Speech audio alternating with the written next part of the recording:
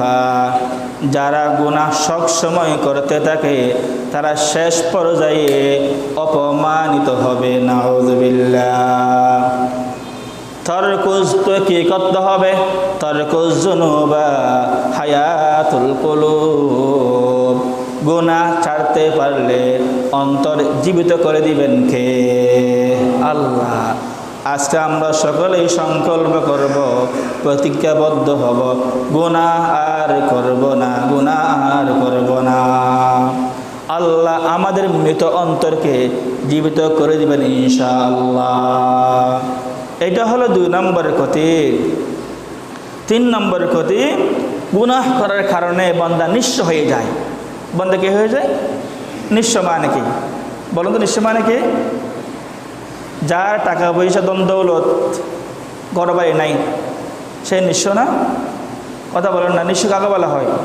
যার টাকা পয়সা নাই, ধন দৌলত নাই, ঘর বাড়ি নাই, সে কি? নিঃস্ব। আসলে কি সে নিঃস্ব? নবী আলাইহিস সালাম জিজ্ঞেস করলেন। মুসলিম শরীফের 2581 নম্বর হাদিস, 2581 নম্বর হাদিস, قال رسول الله صلى الله عليه وسلم أتدرون ما المفلس? নবী আলাইহিস সালাম জিজ্ঞেস করলেন, ও আমার সাহাবা, মুফলিস কে? নিঃস্ব ব্যক্তি, গরিব ব্যক্তি কে? قالوا المفلس فينا من لا درهم له ولا متاع। সাহাবাগণ বললেন, ইয়া রাসূলুল্লাহ সাল্লাল্লাহু আলাইহি ওয়াসাল্লাম, নিঃস্ব হলো, মুফলিস হলো আমাদের মধ্যে ওই ব্যক্তি যার মাল সম্পদ নাই, যার ধন সম্পদ নাই, যার ঘর বাড়ি নাই, যার টাকা পয়সা নাই, সে হলো নিঃস্ব, সে হলো নিঃস্ব। রসুল কে বললেন? রসুল বললেন, ইন্নাল মুফলিসা মিন উম্মতি ইয়াতি ইয়াউমাল কিয়ামাতি বিসালাতিন ওয়া যাকাতিন ওয়া সাদাকাতিন ওয়া সিয়ামিন ওয়া হাজ্জিন। খেয়াল করেন,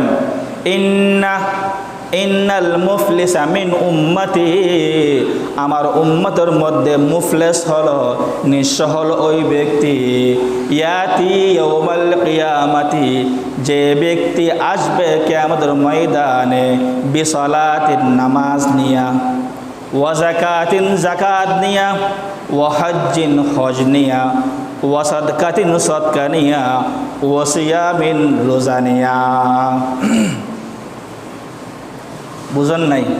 কিয়ামতের ময়দানে এমন অবস্থা আসবে, তার নামাজের সওয়াব আছে, রোজার সওয়াব আছে, অডের সওয়াব, হজের সওয়াব আছে, সদকার সওয়াব আছে, রোজার সওয়াব আছে, যাকাতের সওয়াব আছে। এই অবস্থায় আসবে। তখন সাহাবায়ে কেরাম খুব আশ্চর্য হলেন, ইয়া রাসূলুল্লাহ, এইটা কেমন কথা যে কিয়ামতের ময়দানে এতগুলো সওয়াব নিয়ে আসবে, সে আবার নিঃস্ব হবে কেমনে? নিঃস্ব হবে কেমনে? রসুল ব্যাখ্যা দিলেন, ওয়াকাদ শাতামা হাযা ওয়া যারাবা হাযা ওয়া ফাসাকা দামা হাযা ওয়া আকালা মাল হাযা। সে অনেক সওয়াব নিয়ে উপস্থিত হবে কিয়ামতের ময়দানে। ওই অবস্থার মধ্যে আসবে, ওই অবস্থার মধ্যে সে হাজির হবে, যে অবস্থার মধ্যে ওয়াশাতামা হাযা, একজন ব্যক্তি এসে বলবে, রব্বুল আলামিন, আপনার এই বান্দা আমাকে গালি দিয়েছে, ফজরের নামাজ আদায় করার পর থেকে এশা পর্যন্ত আমাকে সে গালি দিয়েছে। অভিযোগ দায়ের হয়ে গেল কি হয় নাই? অভিযোগ দায়ের হয়ে গেল।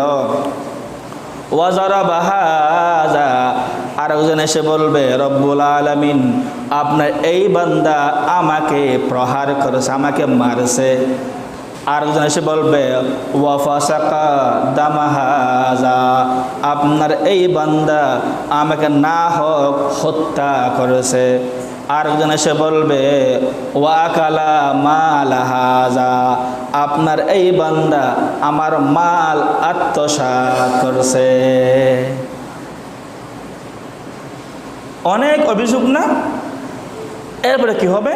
আল্লাহ বলবে, ইউতি হাযা মিন হাসানাতি, ইউতি হাযা মিন হাসানাতি। যে বলল রব্বুল আলামিন সে আমাকে গালি দিয়েছে, আল্লাহ তাকে বলবে তুমি তাকে নামাজের সওয়াব দিয়ে দাও।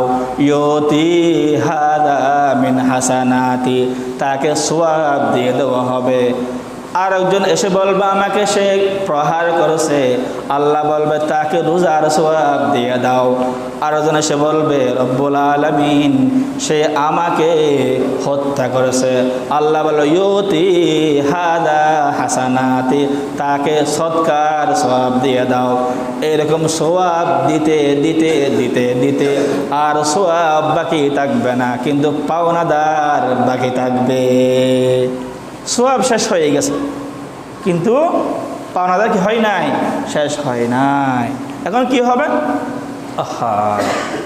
ফাইন ফানিয়াত হাসানাতাহু, তার হাসানাত তার সওয়াব শেষ হয়ে গেছে।